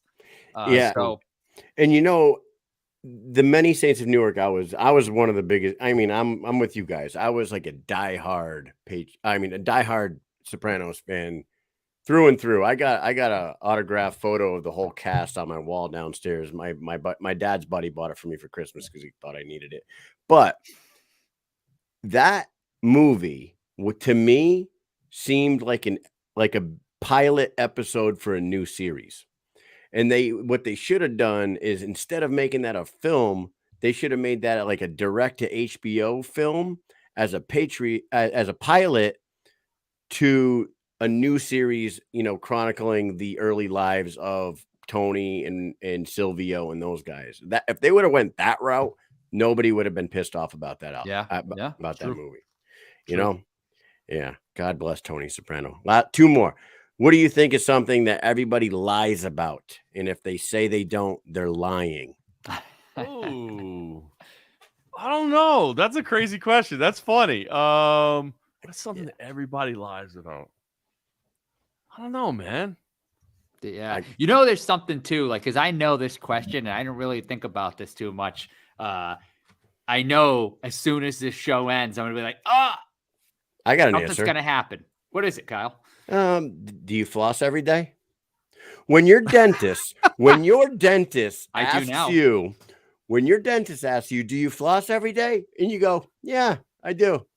You're fucking straight up lying. You're lying to your dentist. That's what you do. I like that because that jogs one for me in that I'm just, you know, when I go to have the checkup and they're like, how many alcoholic beverages would you say you consume on average? One or like, two.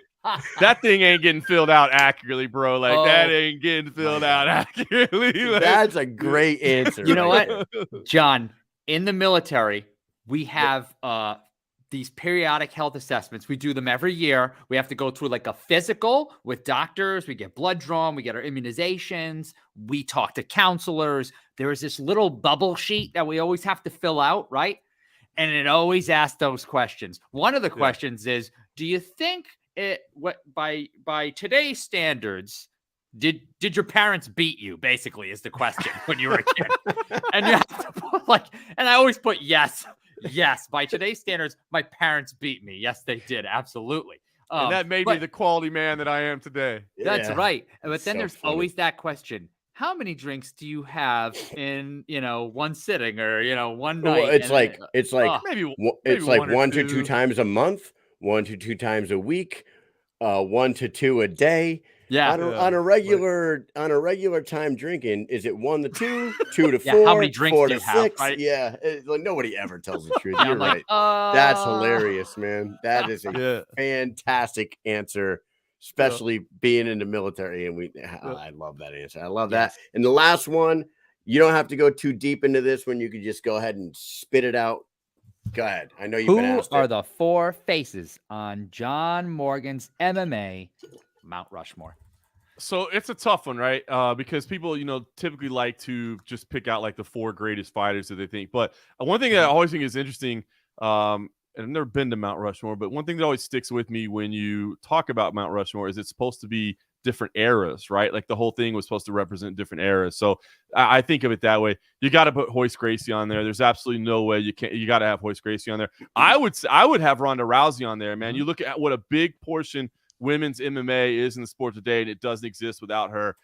I would probably say Fedor Emelianenko as well, just to have like that kind of like that pride to represent what a big part of that sport that it was.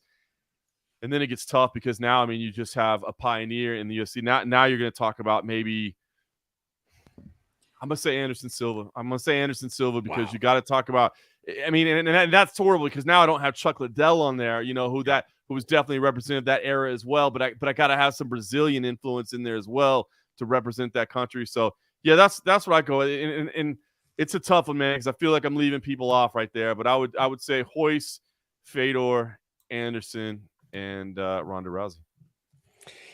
Fantastic. I love the way you went with that. You're pioneer. I mean, groundbreakers is what you kind of went with, right? Yeah. The ones that paved the way for everyone else, not just the 4 best. I love that. I love that. Because you say John Jones, you could say St. Pierre.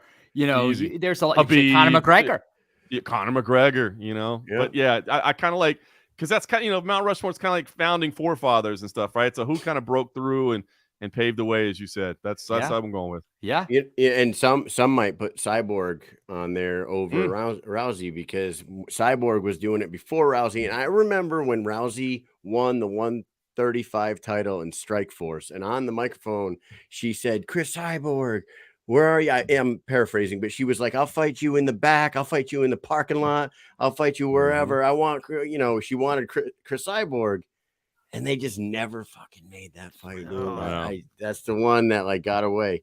And there's a bonus 11th question. Because Big Ben Vanaski, minus 1% owner of this show. Ben Vanaski wants me to ask you this: if Ben sees Kobe Covington, what will happen? He's going to smash him. He wants me to lay it out. He's going to smash him. He has told me, like, he is not a fan of Kobe Covington. He does not appreciate the way Kobe has treated me from time to time. And he promises if he sees him, it's on site. He's going to smash him right there. Big Ben is a crazy son of a bitch, and we love him on this show. He loves who he loves. You know what? He is a dedicated person, and he's a very good person. And I thank him right now for putting this all together, because without Ben, there wouldn't be this show right now, So thank you, Ben, for that. Yeah, true. He is a loyal son of a bitch, that Big Ben. And we get to see him every time we go to a BKFC event, because he's putting the ring together and he's doing all. He's got a ring card girl sitting on his lap, son of a bitch. Anyways, John, it has been an absolute pleasure having you on the show tonight. Driving the truck is very dangerous. You gave us 90 minutes of your life, and we really appreciate that. I hope that you get yourself out to a BKFC event live sometime soon, man. I hope we're there to have a beer with you at that time. You're gonna absolutely love. You're gonna love it live. So we'll make it happen. We'll make it happen. All right, and that's all I got, Mike. You got anything for John? John, thank you so much. And like Kyle said, I cannot wait to see you at a live event. We got to see you there. We'll talk all about BKFC and introduce you to some good people. And, hopefully we can get you back on here and talk to you again in a few months, and just keep on rolling. This is a great sport. We love combat sports just like you do. So we're really glad that we linked up here, because I think that BKFC is growing. It's going to become something huge, and I'm glad that you've taken liking to it, and I can't wait to see what the future brings for the sport. Really. Awesome. So thank you. Appreciate you guys. Yeah, I appreciate you guys having me, and we'll make sure when I make it out to the event, it's one that you guys are going to be at too. We'll get together and have a couple frosty beverages. All right, buddy. Thank you for your time. And if you have any last words for the BKFC fans that are on here that may not know you, if they don't know you, we'll slap them when we see them on site, just like Big Ben. But go ahead and say your last words, and we'll let you get out of here, man. Yeah, awesome, man. If you're new to the MMA game, definitely, hit me up. I'm always happy to talk combat sports. And John Morgan MMA on Instagram, John Morgan _MMA on Twitter. And thanks for having me, guys. I appreciate it. All right, appreciate it, man. We'll see you down the road. See you guys. Later, man. All right. Woo! There is Big John Morgan, the fucking one of the top dogs, man. One of the top dogs in the combat sports journalist world. It's unreal. Yeah, that was an honor for me. I could, that was great. And he said this recently. I don't know if it was on a recent podcast. I heard him say this, because I listened to so many things of his in the last so many days. And he was saying how, and I think it was today, we were listening to something where he was saying how in combat sports, it's so much different than other sports, where everyone in the realm of, UFC and BKFC, they're popular, because he was saying, as a journalist, some people want to come up to him and take pictures with him, which is very odd, because people don't do that in other sports. Or, oh, hey, there's Herb Dean. He's a referee, Big Dan Mergliata. We got to take pictures with them. They're the famous people. But that is how the sport is, because it's very particular. There's only so many people who do things, so they become part of the entire story. and they become famous. Like you want to talk to, hey, here's Bruce Buffer or, Brittany Palmer. You know what I mean? It's like a whole thing.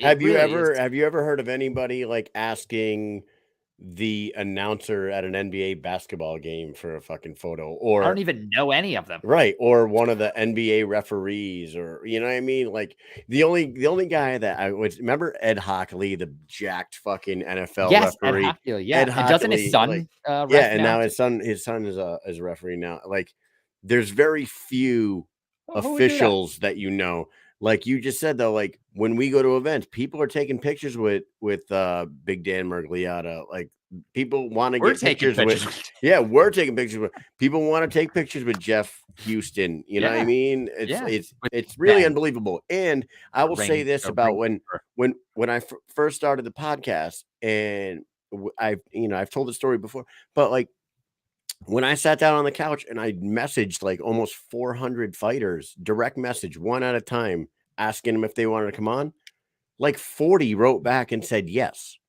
You know what I'm saying? Like 40 out of 400 is 10%, but that's like I didn't think I was going to get 5 people that would be interested in coming on the show.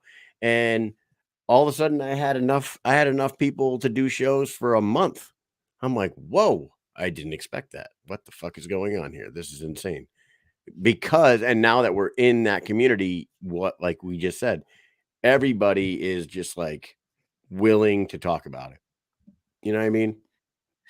Yes, it is insane, really. I know everything about this is crazy. This was a fantastic night. This night, and I always get like a minimal, like in the beginning when I was preparing for shows, like when we went to go talk to Nate Shook, I was so nervous at the beginning. It was like our first or second show. So nervous. I was like, oh my God, I'm fucking so nervous. We're gonna screw up. Like this is insane. I hope this goes well. I always have a healthy amount of butterflies, so to say, and any time we do the show, because I always want it to go good. I want people to enjoy it. I want us to get as much information. I don't want to miss anything. You know what I mean? That's how it always is. But there are certain people who come on the show that I get a little more. It's more like anxious and nervous at the same time. It's like nerves, good nerves. They're good butterflies. Tonight was one of those nights because it's like someone to me who is very important that I respect a lot is coming on here and giving us some time out of his busy schedule. And he doesn't have to do that. So it's like you want to do the right thing when he comes on here. And I really do think that we provided a proper introduction for him to the BKFC world and our podcast. So I really do think that we hit the nail on the head today. Yeah, you know what I got to say to that, Mike? It's shout out, let's go, boy. Oh, hell yeah. Shout out, let's go, boy. I love that shit, dude. Let's do it. Nah, man, it was a guy like we talked to every fighter that we've talked to, and like all the fighters, there have been some that we were a little more anxious to talk about, obviously, for their stature in the combat sport world. Oh, yeah. But this guy is he's like he said tonight, he's covered thousands of events. You know what I mean? He's been ringside for some of the biggest moments in the history of the sport. Mm-hmm. He was probably sitting ringside when Khabib jumped over the fucking cage and jump kicked Dylan Dennis. You know what I mean? He was probably there when Cody Garbrandt was popping and locking, and you know what I mean? Like he was there in fucking Madison Square Garden when Conor put on one of the most flawless performances in all fighting history. He was there, and this is why That's why like we were like, wow, we're gonna talk to a wealth of fucking knowledge and memories and like the guy that's been there and done it. So very cool, man. Yeah, I there's so many things, and then we got to get him back. Shout out, let's go, boy. We could talk to him for 4 more hours. I mean, we barely brush the surface. We have so many things we could talk about BKFC, the intricacies of UFC. We could talk about just the media. Didn't even ask him about Ariel Helwani. Didn't even ask him about leaving MMA Junkie. Leaving MMA Junkie, which he co-owned. He's at MMA Underground. there's just so many things that we can talk about, and we will soon. But what are we doing? Let's move on Tomorrow from night, this hey, tonight, and let's talk huge, about tomorrow. huge night tomorrow. And guys, Huge night. we're gonna have 4 fucking great guests tomorrow. You're gonna Yep. want to tune in for these guests. I don't know if Mike, I sent you the image. I Oh don't know if you yeah. have it.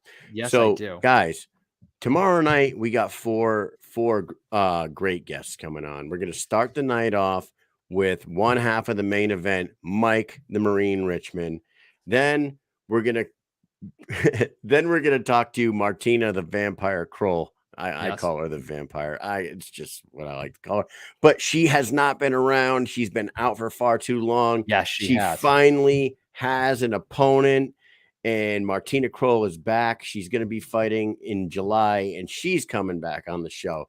Travis the Animal Thompson, one of the pioneers of the BKFC, he is coming back. He's fighting Royal Ryan Reber and Josh Dyer in the co-main that same night. These guys are all fighting on the same night. I know it. And Josh Oh, Dyer my is God. fighting Jared Warren for the interim light heavyweight title. Now, look at that lineup. Think about last Thursday's lineup on this show. We had Mundell, we had Jared Warren, we had Crystal Pittman, and we had Brandon Superman Allen. We had these 4. They're all fighting July 14th. Go back to the other one. These guys are all fighting July 14th. And you want to know something else, people? We're giving away tickets to that event. Right, Mike? We are giving courtesy of Russ and Country over at Extreme BK Fans page. That is correct. Those fucking guys come through with the best shit, and we are going to have tickets to give away. And I believe tomorrow night will be the night that we should give them away. After 2 Thursdays in a row, we have 8 unbelievable guests in 2 weeks, all fighting on the same card, July 14th. Tune in tomorrow night for the Marine, Martina Kroll, Travis Thompson, and Josh Dyer, and be ready to win yourself some fucking tickets. Yeah, I mean, yeah, the Russ and Country are awesome. Can I just put that out there? These guys are fantastic. We never asked them to do any of these things. These guys just do things. As you heard, if you listen to the Bareknuckle show with Brian Sosha on BKFC app, Instagram, and also YouTube, if you were to listen to that and look, if you were to see, you would have seen that their pictures hanging right up over Brian's left shoulder, I think. And that 2 guys in red shirts. Yep. That's them. They're there. And he spoke about what they do, and they show up and they support the fighters, and they don't ask for anything in return. They just love the sport. They're getting belts made, really, really nice belts. We have held both belts. These new belts are very, very high quality, very nice. A helping upgrade. They're bringing a freaking cooler. When I tell you this, they are carrying a cooler filled with Gatorade and ice and water and whatever else for the fighters to drink after they weigh in, because that's how thoughtful and nice that these guys are. They provide all of these signed posters that they buy, they print it out, they go and get them signed, and then they give them to us, and they let us give them away to all the fans. And Bareknuckle of BKFC and Bareknuckle Fighting Championship, it is fantastic of them. We thank them so much. And this is what we do to grow this sport. People recognize the community is tight. Okay. There's no room for haters. We need to grow this sport. It's time to friggin' spread the word. So you get out there and yes, you share this podcast and you share Extreme BK Fans page stuff, and you share everything that the fighters put out to everyone that doesn't know. And you let them know that Bareknuckle Fighting Championship is here to stay, and it's growing. It's fantastic. And if you're not here, you're missing out. You better get on the bandwagon, because this freaking thing is taking off like a fucking rocket ship. God damn it. Get on that wagon. Yep. We gotta, yeah. I can't wait to get to another live event so I can see these guys and freaking thank them in person again. Because we always have a good time with them, but you know, they keep coming through for us, and everyone. With bare knuckles comes great responsibility. That is right. That's right. Hey, so with that said, thank you so much to John Morgan, for coming on and giving us an hour and a half of his time. That was a fantastic conversation. Yep. I can't wait to do it again sometime. Tune in tomorrow night at 9 p.m. when we're talking to the man himself, Mike the Marine Richmond, and also Martina Kroll, Travis Thompson, and Josh Dyer. All unbelievable guests, very entertaining people, and it's going to be a good time tomorrow night. But with that, we want to thank you guys for all tuning in. Make sure you guys share this stuff up, and we'll see you tomorrow night. Peace. Peace.